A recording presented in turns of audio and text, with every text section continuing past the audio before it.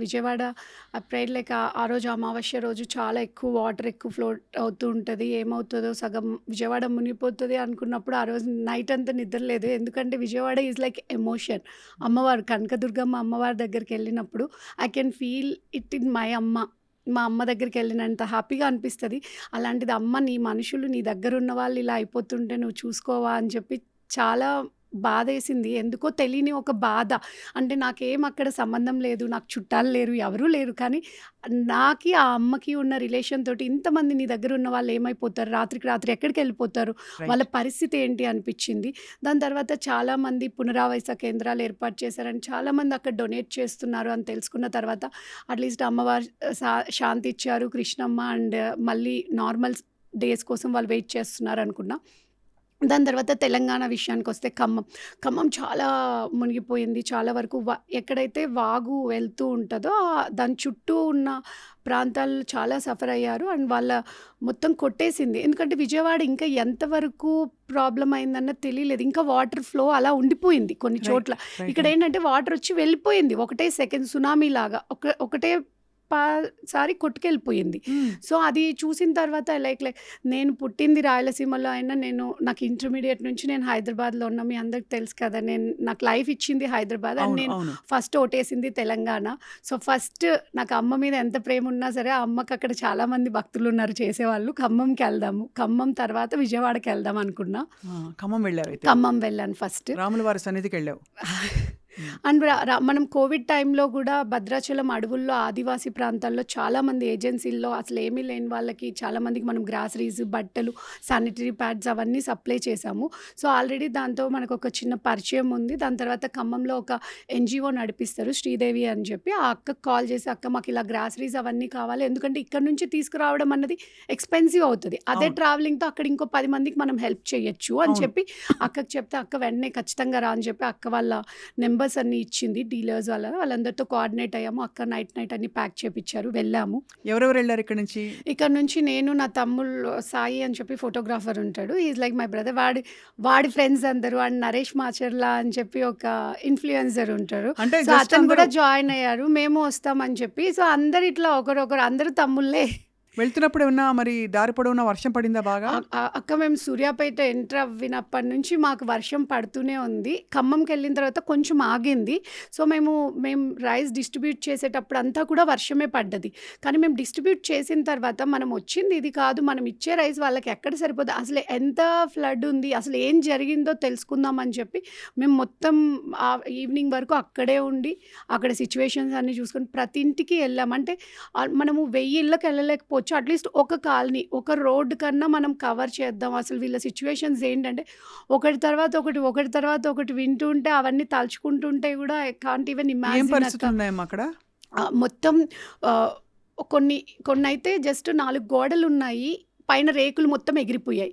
ఇంటిలో ఒక్క వస్తువు కూడా లేదు. మొత్తం కొట్టేసింది. బట్టలు, గిన్నెలు, వండుకోవడానికి ఏమీ లేవు. ఒకరింట్లో ఏమో మొత్తం డ్రైనేజ్. ఒక్కొక్క టీవీ మా ఇంట్లో కూడా లేదు. అంత పెద్ద టీవీ, ఫ్రిడ్జ్‌లు, ఏసీలు, కూలర్లు అన్నీ ఎళ్ళిపోయాయి. ఒకరింట్లో టైలరింగ్ మిషన్ మీదనే ఆధారపడి బతుకుతారు వాళ్ళు. వాళ్ళ మిషన్స్, బట్టలు అన్నీ ఎళ్ళిపోయాయి. వాళ్ళందరూ ఒక ఇంట్లో అయితే బాత్రూమ్‌లో కంబోర్డ్ కూడా లేదు. ఎగిరిపోయింది వాటర్‌కి.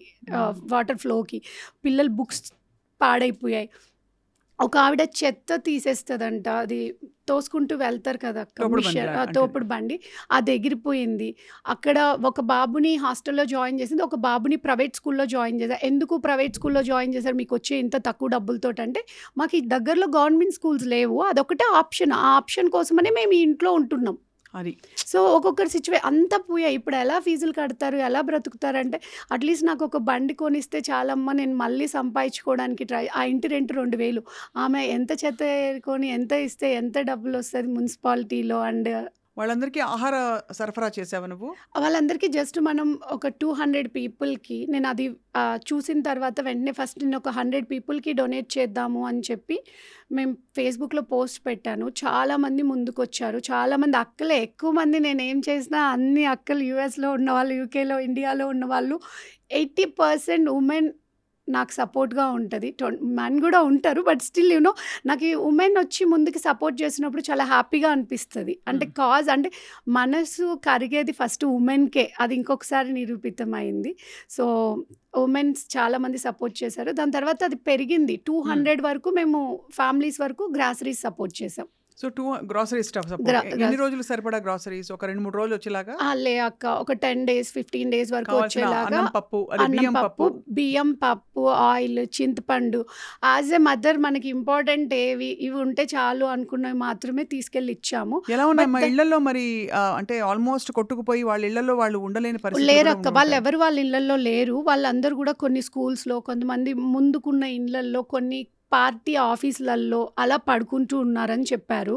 అండ్ వాళ్ళకి స్నానం లేదు, బట్టలు లేరు, వాళ్ళకి వాష్‌రూమ్స్‌కెళ్ళడానికి లేదు, వాటర్ అసలు లేదు. వాటర్ మొత్తం డ్రైనేజ్. మేము నడుస్తూ ఉంటే డ్రైనేజ్‌లో కాళ్ళు దిగిపోతున్నాయి. ఎక్కడ డ్రైనేజ్ ఉంది, ఎక్కడ పూపు ఉంది, ఎక్కడ వాటర్, ఎక్కడ అంతా చాలా వియర్డ్‌గా అంటే నడవడానికే చాలా కష్టంగా. అలాంటిది వాళ్ళ ఇల్లు అక్కడున్నాయి. అండ్ చాలా వాళ్ళ ఇంట్లోకి కూడా డ్రైనేజ్ వచ్చేసింది. ఫ్లడ్ కదక్క. వాటర్ మొత్తం పైకి ఇంత ఎత్తులో వచ్చినప్పుడు మొత్తం ఉండిపోయింది. బుడద, మట్టి అంతా. సో ఈ నీరంతా ఎక్కడి నుంచి కొట్టుకొచ్చు అంటే వర్షపు నీరే ఇలా వర్షపు కొట్టుకొచ్చిందా నీరు కాదు. దాని పక్కన ఒక వాగు ఉంది. ఆ వాగులో వాగులో నుంచి నీళ్ళన్నీ ఇలాగా వచ్చేసాయి పైకొచ్చేసి కామ్ అయిపోయింది. సో నేను అడిగాను, మరి ఇక్కడ ఎందుకు మీరు ఇల్లు తీసుకున్నారంటే, అది గవర్నమెంటే మాకు ఇచ్చిన పట్టా భూములు. మేము ఎక్కడికెళ్ళాలి అని అడుగుతున్నారు. నేను ఇప్పుడు ఇంత ఫ్లడ్ వచ్చింది, మీరు వెళ్ళిపోవచ్చు కదా అంటే, మేము ఎక్కడికెళ్ళాలి? మా పట్టా భూములు మేము ఇక్కడే ఉంటాం. మేము 30 ఏళ్ల నుంచి ఉన్నాం. మాకెప్పుడు ఏది అవ్వలేదు. ఇప్పుడు ఆల్ ఆఫ్ సడన్ మేము ఎక్కడికెళ్తాం? ఎలా బ్రతుకుతాం? ఇప్పుడు మరి అలా ఎలా ఉంటారంటే, జస్ట్ ఏవన్నా కవర్ చేసుకుంటాము. ఉన్న దాంట్లో ఇప్పుడు అందరూ ముందుకొచ్చి మళ్ళీ మాకు కొంచెం హెల్ప్ చేస్తే మేము మళ్ళీ బ్రతుకుతాం. ఒకరు హెల్ప్ చేయడం కాదక్క. అంటే వాళ్ళు 20, 30 ఏళ్ల కష్టం అది. ఇప్పుడు మనము ఏదో 10 రోజులకో, నెల రోజులకో, సంవత్సరానికి నువ్వు రైస్ ఇచ్చినంత మాత్రాన వాళ్ళు బ్రతకలేరు కదక్క. వాళ్ళ ఇంట్లో నీడ్స్ అన్నీ మనం ఏం కొనియలేం కదా. అన్నీ వాళ్ళ ఆఫ్ కోర్స్ టీవీలు, వాళ్ళ బెడ్స్, వాళ్ళ టీవీ, వాళ్ళ బట్టలు కూడా పోయాయి. వాళ్ళ బంగారం, కొంతమంది దాచుకున్న డబ్బులు రాత్రికి రాత్రి వర్షం ఎక్కువైనప్పుడు పరిగెత్తుకుంటూ బయటకొచ్చేసారు. ఆ టైంలో ప్రాణాలు ఇంపార్టెంట్ గానీ బంగారం, డబ్బులు తెచ్చుకుందామని ఎవరు అనుకోరు కదా. అవన్నీ పోయాయి అవన్నీ వెళ్ళిపోయాయి. అసలు చా ఏమీ లేవక్క. నేను మీకు కొన్ని విజువల్స్ పంపించాను కదా, మీరు చూడండి. అసలు దాంట్లో ఏమీ లేవు. అసలు ఇల్లు ఉన్న సంగతి కూడా తెలియట్లేదు కొన్ని ప్లేసెస్‌లో అయితే. చాలా దారుణం అమ్మా నువ్వు సాహసించి మరి అక్కడికే వెళ్ళాలనే ఆలోచన నీకు ఎలా వచ్చింది ఆ పర్టికులర్ స్పాట్కి వెళ్ళాలని అంటే నువ్వు కనుక్కున్నావా ఏ ఊళ్ళో ఎలా కొట్టుకుపోయాయి ఏంటని ఎక్కువ ఆ ఏరియా చాలా ఎఫెక్ట్ అయిందని చెప్పారు. సో, నేను అనుకున్నా, మనం 1000 మందికి అవసరం ఉందని చెప్పింది ఆ అక్క. 1000 మందికి నేను చేయలేకపోవచ్చు నాకున్న చిన్న సర్కిల్‌లో. సో, అట్‌లీస్ట్ మనం ఒక 100 మందికి చేద్దాం అనుకున్నా. బట్ 200 మెంబర్స్‌కి మేము సపోర్ట్ చేయగలిగారు చేసాము. అండ్ ఇప్పుడు మా దగ్గర 70 మెంబర్స్ లిస్ట్ ఉంది. మేము 70 మెంబర్స్ ఇళ్ళకెళ్ళి వాళ్ళ నీడ్స్ ఏంటి, అంటే ఒకరికేమో టైలరింగ్ మిషన్ కొనిస్తే మిషన్ వెళ్ళిపోయింది. వాళ్ళు బ్రతుక్కుంటారు. ఒక ఆవిడేమో ప్రింటింగ్ జిరాక్స్ మిషన్ మీద సింగిల్ పేరెంట్. ఎక్కువ మంది సింగిల్ లేడీసే ఉన్నారక్క. హస్బెండ్ వదిలేసిన వాళ్ళు, హస్బెండ్ చనిపోయిన వాళ్ళు. ఒక ముసలావిడకైతే హస్బెండ్ లేడు, కొడుకు చనిపోయాడు, ఎవరూ లేరు. ఆమె ఒక్కతే ఉంటుంది. ఆమె ఇంటి పైన రేకులు వెళ్ళిపోయాయి. ఆమె కొంచెం రేకులు వేపించి ఒక నెలకు సరిపడా సరుకులు, ఒక 4 గిన్నెలు ఇస్తే వండుకొని నా ఇంట్లో నేను తింటా అంటే. ఒక ఆవిడేమో చాలా పెద్ద ఆవిడ, ఆవిడకి ఎవ్వరూ లేరు. సిలిండర్ ఉంది, గ్యాస్ స్టవ్ వెళ్ళిపోయింది, గిన్నెలు కూడా లేవు. ఒక గ్యాస్ స్టవ్, కొన్ని గిన్నెలు, చిన్న చిన్న వాళ్ళేమో అన్నీ అవసరాలు అడగట్లేదక్క పాపం.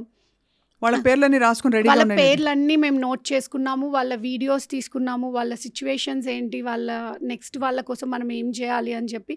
కొంతమందికి మిషన్స్, కొంతమంది పిండి వంటలు చేసుకునే వాళ్ళు ఉన్నారు. వాళ్ళకి గిన్నెలు వెళ్ళిపోయాయి.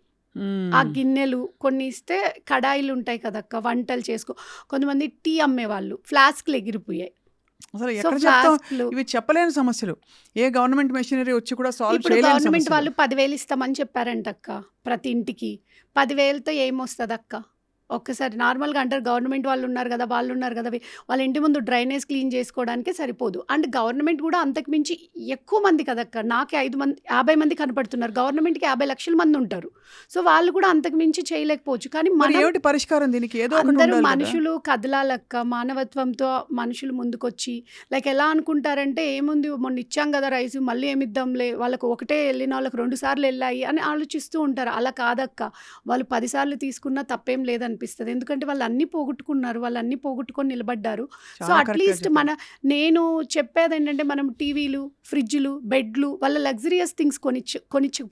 అట్‌లీస్ట్ వాళ్ళు మళ్ళీ వాళ్ళ లైవ్లీహుడ్ కోసం, వాళ్ళ బ్రతుకు వాళ్ళ బండి బ్రతుకు తెరువు నడవడానికి. కోసం ఒక 2 నెలలు మంచి గ్రాసరీస్ అన్నీ కొనిచ్చేసామనుకో అక్క, వాళ్ళు మళ్ళీ బయటకి వెతుక్కోకుండా మళ్ళీ వాళ్ళు బట్టలు కుట్టుకుంటూ వాళ్ళు బ్రతుక్కుంటారు. సో, ఇదంతా నువ్వు నిహారిక ఫౌండేషన్ ద్వారా చేస్తున్నావు. తప్పకుండా ఐ థింక్ చూసేవాళ్ళు సహృదయులు చాలామంది ఉంటారు నిహారిక.